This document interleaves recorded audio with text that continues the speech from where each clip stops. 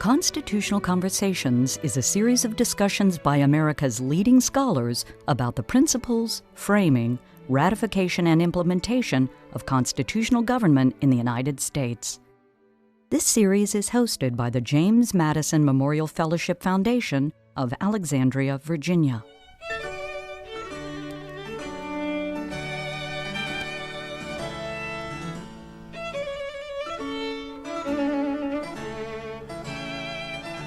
Revisit this notion of what Americans were drawn to in Montesquieu. You've mentioned some of the features of his work that were appealing to the Federalists, that is, those who wanted a stronger central government. What about their opponents, those Anti-Federalists that you mentioned? What features of Montesquieu did they find appealing, and did they use to try to argue down this proposed constitution? Montesquieu was moderate in the Enlightenment because he was much less critical of Christianity and of religion. And as I also mentioned, much less sure that sweeping away aristocracy or sweeping away monarchy to bring fresh new forms of politics, that would be good, that it would always have good results. A later French figure said of him in a tribute that he was the greatest friend to Christianity of any philosopher of the 18th century.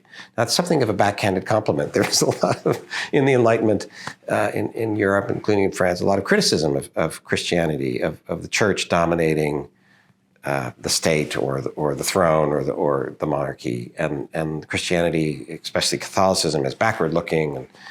But it is significant that he would be seen as seeing both what was so important in Christianity to contributing to human liberty even, and a more humane politics, a more gentle politics, while also being critical of the wrong kinds of influence that the Catholic Church or other kinds of Christianity might have in politics. So the Anti-Federalists appreciated that he, as part of his philosophy, paid attention to topics like religion, integrated into study of institutions and laws and policies.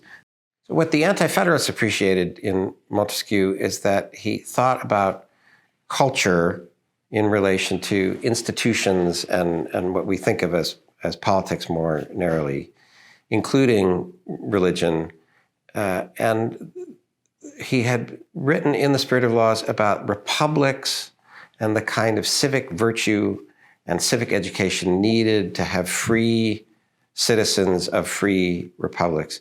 And they found that very attractive. The Federalists found that attractive as well. But the Anti-Federalists wanted to use it in part as a criticism of the Federalist Constitution, so to speak, with its emphasis on uniting the states, the republics, in order to promote commerce and the large scale of such a republic, which had never been attempted before. And there's a passage in The Spirit of Laws in which Montesquieu says republics by their nature have to be small. Alexander Hamilton in Federalist Number 9, which sort of sets up the famous Federalist Number 10 essay written by Madison as Publius. In Number 9, Hamilton points out, of course, the Anti-Federalists have a point. Montesquieu does say in one part of The Spirit of Laws, republics have to be small. But in another part, which apparently the Anti-Federalists haven't read, they've done their homework, he says republics can form federations of republics in order to meet the reality that they live in a world dominated by monarchies. They live in a world dominated by empires. And in order to be free, they can't think only about domestic freedom. They have to think about the military capability, the size, and general capacity needed to maintain their freedom, either by deterring war or by surviving and succeeding if they are attacked. And so here's Montesquieu saying, well, a federation of republics, a federal republic, he calls it, can be the best of both worlds. It can have the culture of liberty on a smaller scale that is the essence of republics, and yet a group of republics can band together to achieve this other element they need, which is a larger scale of collective liberty. He also adds, Montesquieu, that there can be a way in which the domestic politics will change in each of the republics if they're part of a larger federal republic. They may sort of take off the rough edges and balance each other out in certain ways.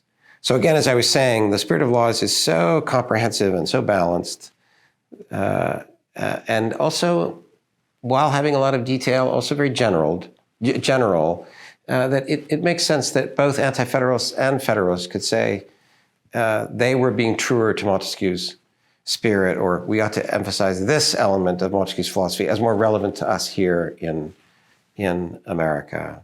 I think a general background point here, by the way, is that Montesquieu would appreciate, and he writes about this among the English, that free people will debate and argue.